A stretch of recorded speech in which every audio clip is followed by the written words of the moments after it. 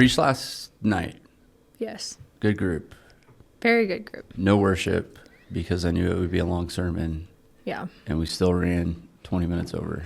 15. We were out with by small 8:15. yeah, with our small groups. But yeah, it was good. So we were in Luke 15. So just as a wrap up, or what do you call it? A review, I guess. I don't know. Recap. There you go. I took my Adderall on the way up here, so it hasn't. We'll watch. Yeah. You'll be able to physically see when it kicks in while Out we're of nowhere, here. I'll just like zone in. So Luke 15, it's 3 rapid fire parables. It's the lost sheep, the lost coin, and then the prodigal son. And the first part, the first couple of verses put it in context, and so I wanted to make sure and focus on that. So we're all pretty familiar with the stories, or somewhat familiar. We've heard them before. So the first couple of verses, to put it in context, I'll just read them. So, and this is out of the NLT because that's what I pasted into OneNote, and I threw everybody off. He started reading out of NLT last night, and then we're all in an ESV Bible, and we're like, everybody's giving me weird looks, and I was like, "Oh, my bad." So I switched. I do like the NLT though. Yeah. So I'm going to read the first couple verses to put it in context. Tax collectors and other notorious sinners often came to listen to Jesus teach. This made the Pharisees and the teachers of religious law complain that he was associating with such sinful people, even eating with them. So Jesus told them the story, and that's the context. And the biggest word there is, I think it's verse 3. So. And it says so. Yeah. So you have the religious leaders seeing Jesus hanging out with like the outcasts and the folks that they don't want to be welcome, and eating with them, which means having fellowship with them, right? Like friends with them. And they're scoffing at him, and they didn't like it. Yeah. So Jesus told them those 3 parables. And so having that in context helps a lot when we read those stories. So the first one was just the 99 sheep, and one goes missing, and the man or the shepherd goes and gets him.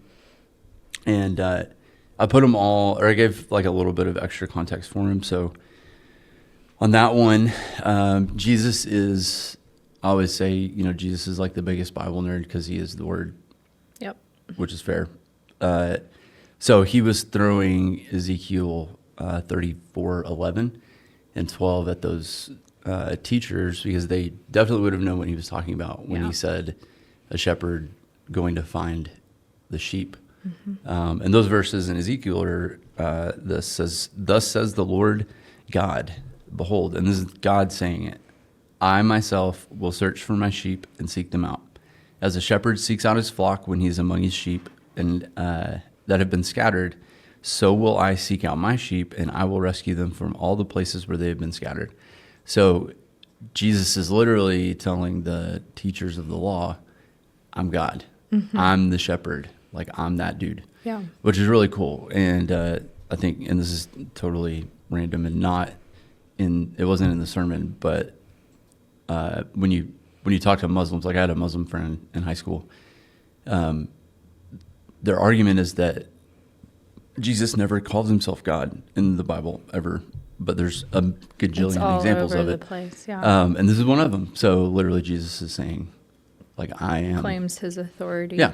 Yeah. And God his deity. God looks for the lost sheep, and he's saying he does that. So that was kind of the cool layer to that one that most people don't know. And then the second one was the lady who lost the 1 out of 10 coins, and she searched frantically for it. Yes.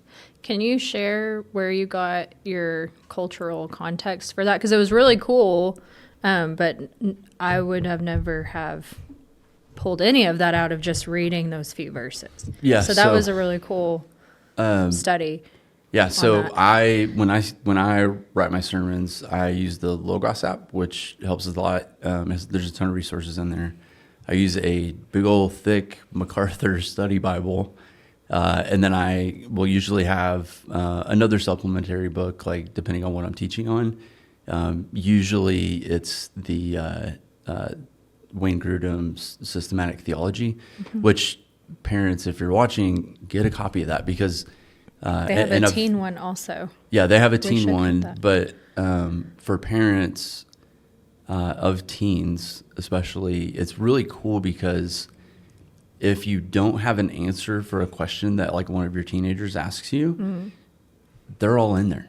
Yeah. Like it's like an encyclopedia of what we believe Yeah. and why we believe it. And it even gives like counterpoints of like, well, this is what like the Catholic view is, or right. So it gives a lot of insight into things, so you can actually answer those questions. So when your teenager asks you a question that you don't know the answer to, you can say, hold on a minute, let me find it. Yeah. Go grab your systematic theology, look in the index, and it's all there, which is great. I love that Yeah. So as a tool. one of the versions that I study out of is the NET Bible. Oh. And it is all my pastor friends call it the nerd edition, right? Sorry, but it's the one with all the footnotes. So it's literally like every 2 or 3 verses there's like a footnote of why they translated a word this way or what this word means or whatever. It's really, really helpful. Yeah. And so in the NET, there's a footnote by coin, and it says that it's a drachma. Ah. And so I went down a little bit of a rabbit hole. But it was good. It put a lot of. Yeah, it helped. It was really. It good. helped me when I was studying. No, it was really good. So it says it's a drachma, and a drachma is just about a day's wage. So if this woman lost a day's wage coin, like, I mean, that stinks, but it's not like tragic, right? It's not like this crazy urgent thing. And so you read that and you're like, well, why is she searching frantically all over the house for this until she finds it? And then like parties when Once she it's finds found. it. Right. Yeah. So I went down the rabbit hole of all these, study guides and books that I have. And so it specifically mentions 10 coins. And in the Jewish marriage ceremony, there's always like a dowry, right? So it's a gift from, the wife's family to either the husband's, or the husband to the wife, or the wife's family to the marriage. And so... and it looks like a necklace, but they wear it on their yeah, it's a head. headdress. Yeah. So I can't remember the name right now. I have it on that slide upstairs. Did it start with an R? It was a G. No, it starts it with was a a G. G. Yeah, you're way off. But I'll take it in a minute. But so it's a traditional dowry headdress. So it always had 10 coins, or usually had 10 coins. Part of the ceremony was the 10 coins represent the 10 commandments. And so they wore it like a wedding ring. That was kind of the key thing. Yeah. So they wore this dowry headdress as a wedding ring. And so anytime she went to the shop, anytime she went to the market, anytime she went out, they would usually have a head covering, and then they would put this on their head. And so she lost one of those coins. Yeah. And that's why it was so that's why she was frantically searching for it. Yeah. Because she lost something that was super precious and Yeah. meaningful to her. And that makes that parable come alive, because the Lord looks at us as super precious and meaningful and representative of something. Well, yeah. And as the bride of Christ, symbolism is all over that. Right. And So, just what? Yeah. 3 verses. Yeah. Yeah. It was good. Yeah. That's So really good. I even had a picture of one from a museum that I put up. So it's pretty easy to find. You can just search for Jewish dowry headdress, and it'll give you a bunch of examples. But so to put that one in context. And then those two both specifically say, like Jesus specifically says, like after the lost sheep, he says, in the same way, there's more joy in heaven over one lost sinner who repents and returns to God than the 99 others who are righteous and haven't strayed away. And then at the end of the lost coin, she says, rejoice with me because I found my lost coin. In the same way, there is joy in the presence of God's angels when even one sinner repents. So Jesus gives us a picture of heaven and what it's like when even one sinner repents Yeah. or receives salvation. So it's a really cool picture, and it's a specific imagery that he's using and tells us what heaven's going to look like, which is pretty cool. Yeah. And then at the end of the prodigal son, we'll skip way ahead. He says, kill the fattened calf, and they throw a party, and the older son is out in the field, and he comes in and he hears the music and the singing and sees the party, and he doesn't know what's going on. Yeah. So there's a party because the lost son was found. So every single time it's a reason to rejoice, to be happy, to party, right? So it's really, really cool. And then in Revelation, so if we skip way ahead, in Revelation we see that there's like after, at the end time, there is the wedding supper, and that is a big party too. Yeah. And so Jesus is just like, party animal, I guess. I'm teasing, but it's pretty cool, right? So we get to celebrate these things. So, so, and then we got to the prodigal son, and I can't read it without crying, but I did. You did good. Barely. You did good. Barely. I almost did.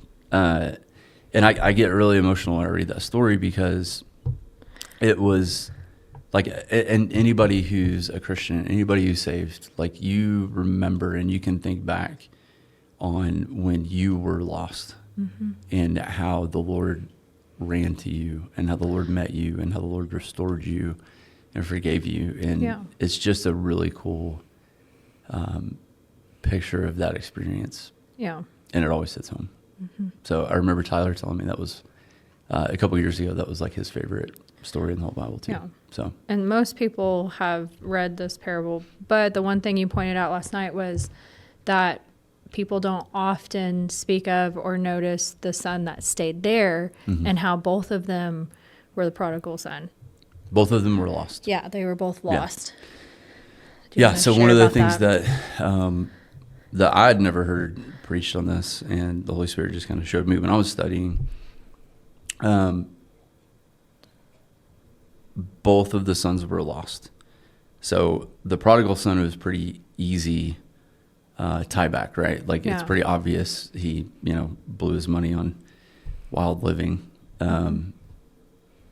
So he was obviously lost. The older son was also lost too. And that's something that we don't ever catch. And they both had a misidentity of themselves and the relationship with the father in the parable. So, like, the older son was lost in his service. He says, "I've been slaving for you, and I've never not done something you told me to do, and I've always been by your side." So he gets lost in his service. The older son gets lost in his willful rebellion, right? In his immorality. He gets lost because he makes a bad choice and gets lost. So it's way more obvious. But both of them saw their relationship to the father as transactional. Yeah. Right? What do I get from you? The older son tells the father, like, never once have you even given me a goat so that I can party with my friends. And I've, done everything you've told me to. I've been perfect. And then the younger son, obviously, he says, I'd rather you be dead, so just give me my inheritance now. And then he goes off and blows it. Yeah. But it's both transactional. Yeah. The cool part about the story is the father seeks both of them. And you can see that in how the father responds to even the older son. And at the end, I was pretty, we got a little personal, because that was kind of my story. Like, give the quick and dirty. Yeah, so the big idea is you can confuse your proximity to the Father with intimacy with the Father. And that's what the older son did. He was always close to the Father. He was always a good follower. He always did what he was supposed to, obeyed the rules, per se. But he confused his closeness with the Father with the right relationship with the Father. Yeah. And that was me when I was growing up too. Like, I was saved young, I was baptized young, grew up in church. My dad's a pastor, so A really, really good pastor. Yeah, he was amazing. And so I grew up close to the Father and around the Father and in church. And like I was in church every time the doors were open. I was in youth group. I was always serving in church. Shocker to anyone who knows Josh, right? Right. Always serving. And Tim's shaking his like that's head. just been my whole life. Yeah. That's just been my whole life. And but in my late 20s, I made a whole bunch of bad decisions, and it was because I had confused my proximity to the Father with that right relationship with the Father. And so I was Yeah. saved, Yeah, but that's what I was going to point out. yeah. It didn't mean you weren't No. saved. You just I just had a definitely walked skewed, away. yeah, Yeah. perception. I walked away. And then out of that, I walked way away and did some really stupid stuff and I didn't have that right relationship that I should have had. And it took going through all of those things and the consequences of my decisions and a divorce and going through like the hardest thing I've ever gone through in my entire life to finally realize, this is what the problem was. And I was confusing my service with my relationship. Yeah. And so, yeah, I just warned the kids of that and shared my story a little bit of that. And so I'm both of the sons, for sure. I was really close to the Father and confused that relationship. And then I ran away. I wasn't super wild or anything, but I did run away on willful rebellion. And then the Father. And we're very sure that you would never be in or want to be in ministry ever again. Yeah, I actually said that before we got married. I will never work for a church again. And here we are.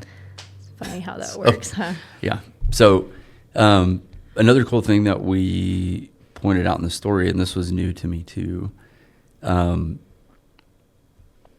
there's this ceremony that the Jewish people did when you would leave your family or leave your village or like be a traitor to the Jewish people.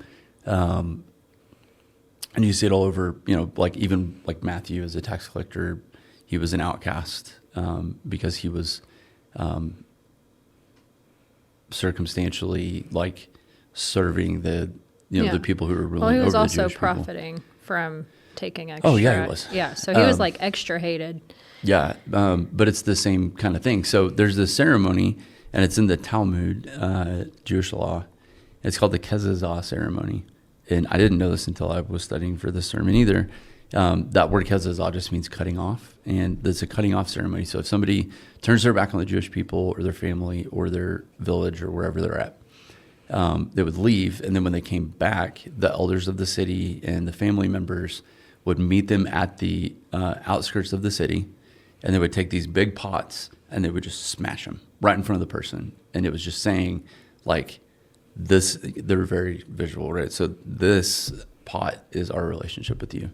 You're no longer welcome here. It was like a public shaming and publicly saying, you're no longer a part of us. You're no longer a part of our people. You're no longer a part of here. You're not welcome here.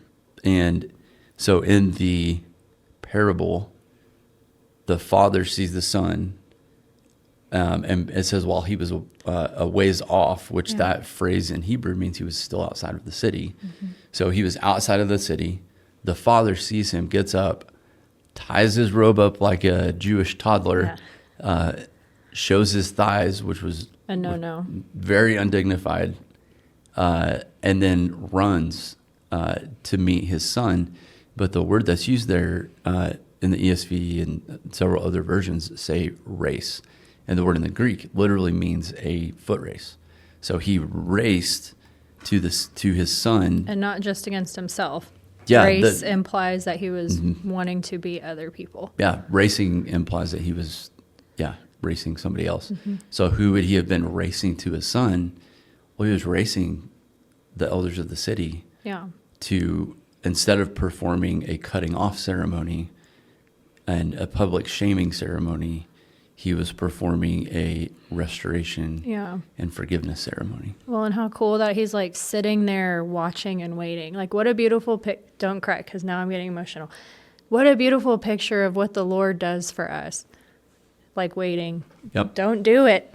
You're the one. I know. Don't do it. I have hormones. You're pregnant. You have an excuse. Yeah, it's an amazing story because, again, verse 3, so Jesus told them these parables. Jesus is responding to, in the very first part, the teachers of the law saying, deal with these guys, Jesus, cast them out, like kick them out, tell them what's up. And they don't want him to be a part of the kingdom. Oh, I get emotional on this too. But Jesus is saying, no, I'm going to beat you to the punch. I'm the Father who meets the Son and restores and forgives and all of those things. And it's just an amazing picture of what the kingdom of God really is. I had thought of something right before we started. I know we're close to time, but I really wanted to share this. So I am finishing up Nehemiah. So a study I've been doing is the exile and return. And thinking just from the very first verses, the context of like them not wanting to be around these people, I think you also have to consider the history of the Israelites. Like they weren't supposed to intermingle with people who weren't Israelites because it would thwart the genealogy of the coming Messiah. And even coming back to rebuild the wall after exile, like there were certain people who couldn't even be priests until they were validified. And so not to give them any credit, but to understand why people thought that way and were so like about it. I mean, you think about what they had gone through. And so they didn't get there for no reason. They had a misconception, I think, or a wrong perspective. And I think that's why Jesus felt so radical at the time, is because they had been taught through generations that you're not supposed to be with these other people because it's going to thwart our spiritual, what do you call it?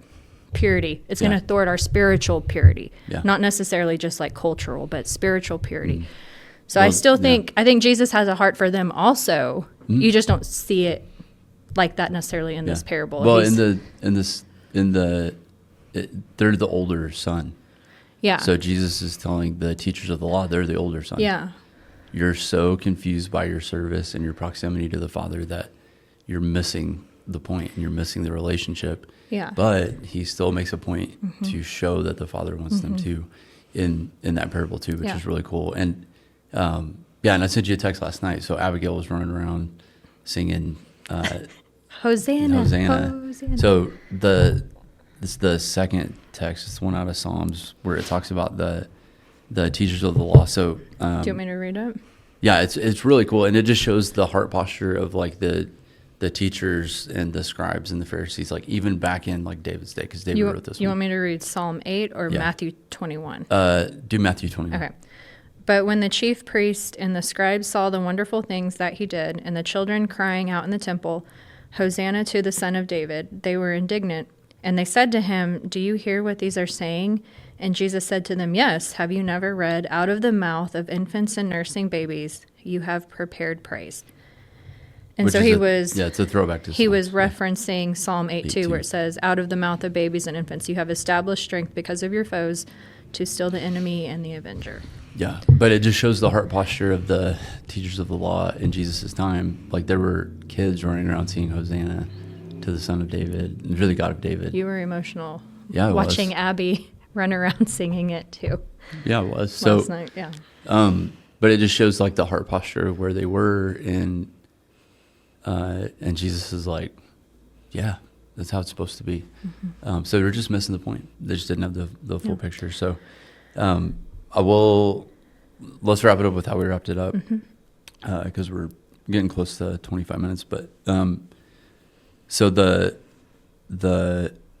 end of the sermon, all three parables are kind of a gut check. And it's what's your heart posture. If you're a believer, what's your heart posture toward lost people? What's your heart toward people who need Jesus? And, I pointed out, like, you can be against a belief or an ideology or actions, but you don't want to be against people. Because we all get saved by grace alone, through faith alone, in Jesus alone, and not by your own works, so that no one can boast. It's the gift of God that brings salvation. And so the big picture is Jesus was giving these parables in different scales. So it's 100 sheep and one lost, 10 coins and one lost, 2 sons and one lost. So it's increasing the urgency and increasing the stakes. And so I asked the kids, and this is where our small groups went. So think about the parable of the sheep or the coin or whatever. Who's your one? Who's the one person that you have in your life that is lost, that you want to see come to Jesus? And they all already had somebody that's been on their heart, which Yeah. I thought was really cool. Yeah. So I just asked them who their one was, and we went to small groups, and we literally had them write that person's name down on a note card. Yeah. And just told them to put the note card up where they could see it. Obviously not somewhere where that person could see their name, because that'd be kind of awkward, or other friends could ask questions, but literally like bathroom mirror kind of stuff, right? So you put it up where you can see it, and then every time you see it, you pray for that person. And we give them some practical tips on what that looks like.